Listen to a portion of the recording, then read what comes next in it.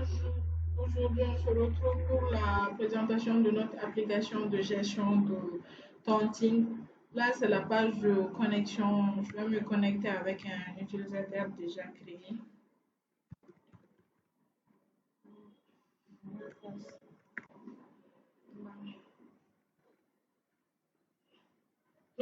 Lorsqu'on se connecte directement, on vient sur le tableau de bord où on a le nombre des comptes, le nombre total de comptes. On a 4 comptes clients créés, les emprunts du mois, le total, les prêts remboursés en francs CFA et transactions du mois. Là, ce sont les montants des différents types de comptes qu'on a. On a compte journalier et mensuel. Et là, c'est les graphes des totaux de type de compte. Là, on a 3 types de comptes mensuels et un type de compte et journalier, comme on en a 4. Et lorsqu'on se connecte pour la première fois dans l'application, la première des choses, c'est de venir au niveau de la caisse pour pouvoir créer la caisse. Là, je ne pourrais pas en créer parce qu'on s'est limité à 2. Et, et on a la caisse globale qui concerne, et c'est la caisse qui contiendra les dépôts et autres. Et la caisse interne, c'est la caisse qui contiendra les frais d'ouverture. Là, on n'a que ces 2 caisses-là. Je ne peux pas en ajouter un troisième, sinon j'aurai un message de me disant que j'ai atteint la limite. Donc 2. Et maintenant, on vient au niveau des utilisateurs. J'ai la liste des utilisateurs déjà créés. Là, ce bouton permet d'activer le statut ou de désactiver les statuts d'un compte. C'est-à-dire, par exemple, lorsqu'on crée, on a un compte utilisateur et que le propriétaire de ce compte quitte notre entreprise, on a la possibilité de pouvoir désactiver son compte pour qu'il ne puisse plus avoir accès à l'application ou tout simplement on peut supprimer son compte. Là, par exemple, je vais désactiver ce compte. Confirmer, le compte a été désactivé. Lorsqu'on veut modifier des informations d'un compte comme là, modifier le numéro de téléphone par exemple, je vais ajouter ça et je passe à la modification. Là, la modification a été effectuée. Lorsqu'on veut avoir plus de détails sur ce compte, comme le mot de passe, on vient là et là, on a le mot de passe. Et lorsqu'on veut cliquer, supprimer un compte utilisateur, on vient au niveau de là et on confirme. Le compte a été supprimé. Maintenant, lorsque je vais ajouter un nouvel utilisateur, je clique ici. Ajouter, par exemple, on va ajouter un compte agent. On a 4.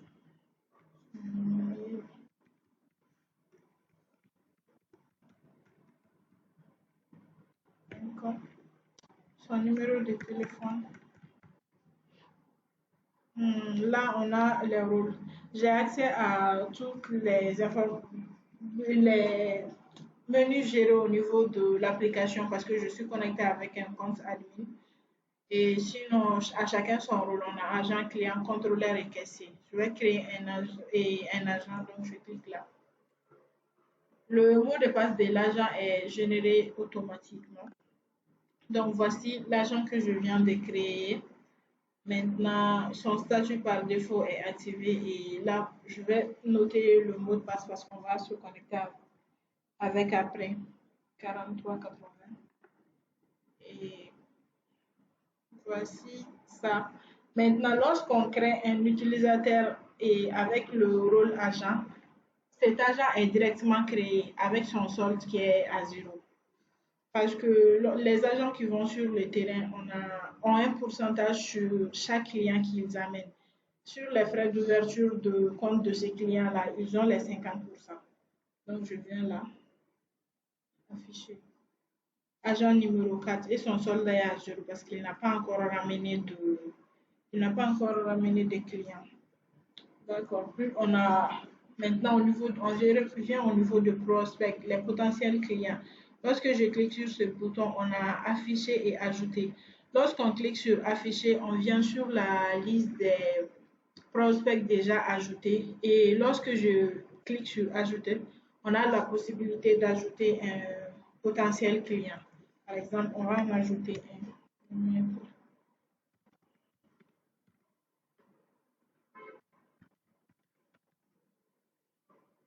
La date de naissance, je vais mettre une date quelconque. Et lieu de naissance, je vais mettre le sexe, né et son contact. Il faut prendre en compte que là, les informations qui sont obligatoires sont le prénom, le nom, son contact et le sexe. Sinon, les autres sont optionnels. Là, lorsque je vais prendre l'adresse de Skanja et que son adresse ne s'affiche pas sur cette liste-là, j'ai la possibilité d'ajouter son adresse au niveau de là à partir d'ici. Là, par exemple, je vais prendre Nyamana et sa profession. Si sa profession n'est pas là, on clique sur ce bouton pour pouvoir ajouter la profession. Je vais prendre entrepreneur. Et sa géolocalisation, c'est également optionnel. Je l'enregistre. Voici, retourner me ramène sur la liste. Voici le potentiel client que je viens d'ajouter. Maintenant, on va au niveau des comptes clients. Je vais prendre le contact de Kanja. Compte client. Là, on a la liste des clients déjà enregistrés. Les parties où on a non approuvé, ça veut dire que ce sont des comptes clients qui ont été ajoutés par des agents et il faut qu'un compte admin valide les différents clients. On va les valider via la approuver. Les comptes ont été approuvés là maintenant. On va pouvoir y effectuer des transactions. Maintenant, on va essayer d'ajouter un client. La partie prospect, là, les potentiels clients, c'est-à-dire lorsque les agents vont sur le terrain et qu'ils expliquent le fonctionnement de l'entreprise. Et les clients qui seront intéressés mais n'ont pas l'argent pour faire le premier dépôt ce jour-là, on va juste prendre leur contact et le jour où ils seront prêts, ils viendront pour qu'on procède à la création de leur compte client. Donc là, je vais prendre ajouter. On a ajouté un client. Lorsqu'un client vient pour la première fois, il n'a jamais été prospect, on renseigne ses champs directement. Mais lorsque le client est déjà, ce client est déjà enregistré au niveau des prospects, on vient au niveau des déjà prospects et on entre son numéro de téléphone. Le numéro de téléphone de Kaja, je l'avais copié, je le mets là et on fait la recherche. Les informations de Kanja sont venues. Maintenant, on a la partie email qu'il faut renseigner. Cette partie-là, email, lorsqu'on entre un email, ça permet de passer à la création du compte utilisateur de ce client-là. Comme ça, lorsque le client pourra se connecter après avec son compte. On va mettre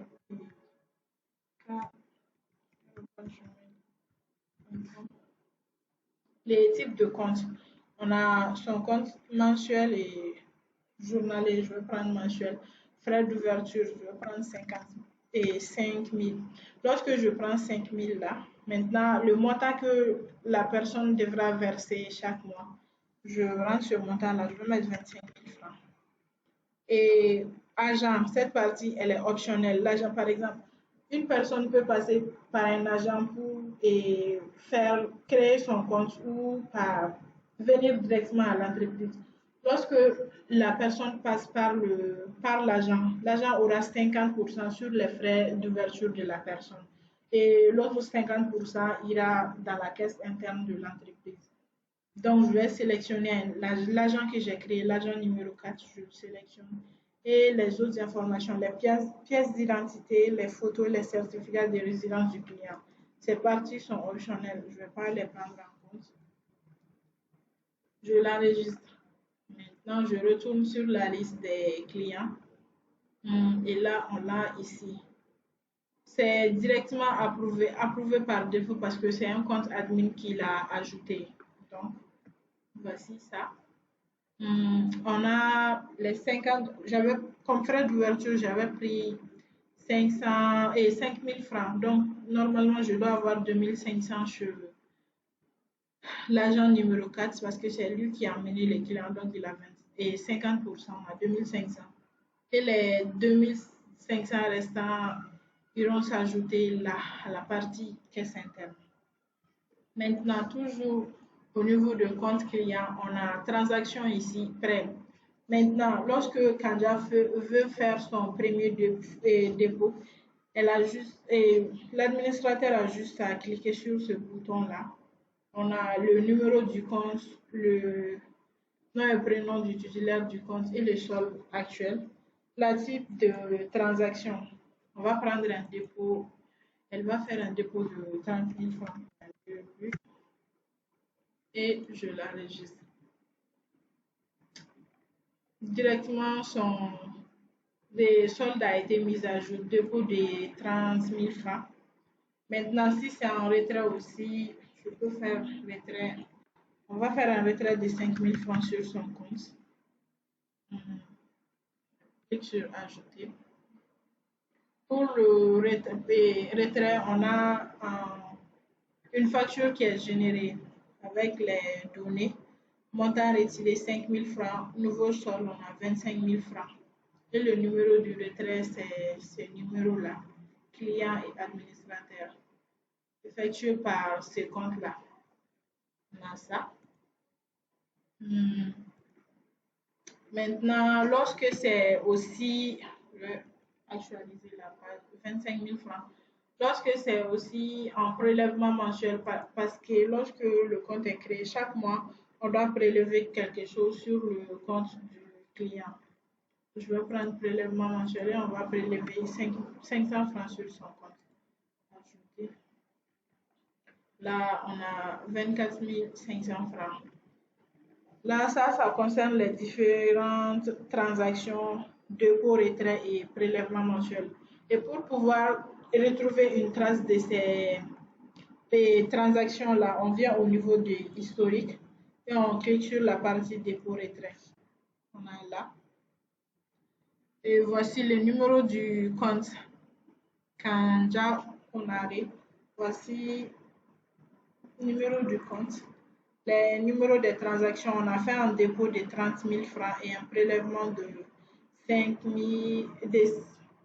500 francs. C'est la transaction de retrait qui n'est pas affichée là.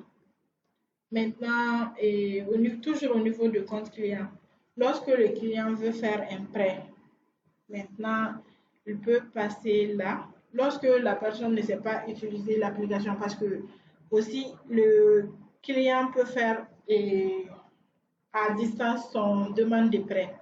Mais lorsqu'il ne sait pas trop utiliser l'application et qu'il vient à l'agence et que l'administrateur ou le contrôleur ou la caissière veut faire sa demande de prêt, on vient au niveau de là. On clique ici. Ça veut dire que le montant maximum aussi que le client peut emprunter est de 12 000 francs. C'est-à-dire la moitié de ce qu'il paye par mois. Donc là, on a le mode de paiement. S'il veut payer dans quelques jours et le mois, par exemple, on va prendre jour et le montant qu'il veut emprunter, on va prendre 10 000 francs. Et les intérêts, on va prendre 15% et la date à laquelle il va commencer le paiement, on va prendre par exemple dans une semaine. Oui. Et j'ajoute. Le prêt a été enregistré. Maintenant, sa demande de prêt a été envoyée. Maintenant, il faut que le prêt soit validé. On vient au niveau de la prêt statut. Voici le prêt, le montant à rembourser, c'est-à-dire le montant qu'il a emprunté plus les pourcentages, là, ça fait 11 500 et je viens au niveau de là. C'est non approuvé par défaut. Maintenant, si on veut approuver, on l'approuve. Si on veut rejeter, on rejette. Maintenant, lorsqu'on prend approuver et qu'on confirme, maintenant, une facture est générée également pour ça. On revient maintenant, lorsque le prêt a été approuvé, le compte du client sera mis à jour. On avait 24 500 francs. Maintenant, c'est devenu 34 500 francs parce qu'il a fait un prêt de 10 000 francs. Et aussi, la partie caisse sera mise à jour. Le montant sera enlevé au niveau de la caisse globale.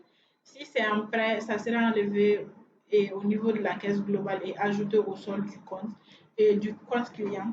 Si c'est en dépôt, ça sera ajouté à la caisse. Si c'est en retrait, c'est enlevé. Et prélèvement mensuel aussi, c'est ajouté au niveau de la caisse globale. Maintenant, la partie prêt a été... Oui. Là, on a un numéro de compte, c'est un orange. Ça veut dire que ce compte client, on a un prêt avec lui, a pris un prêt. Oui. Maintenant, s'il veut passer au remboursement, on vient au niveau de là. Maintenant, le montant prêté, on a 10 000 plus les intérêts là qui fait 11 500. Le montant versé, pas commencé, le statut du remboursement pas commencé. Ça veut dire que la personne n'a pas encore commencé à payer. Si elle commence, on vient au niveau de là, je clique sur ce bouton.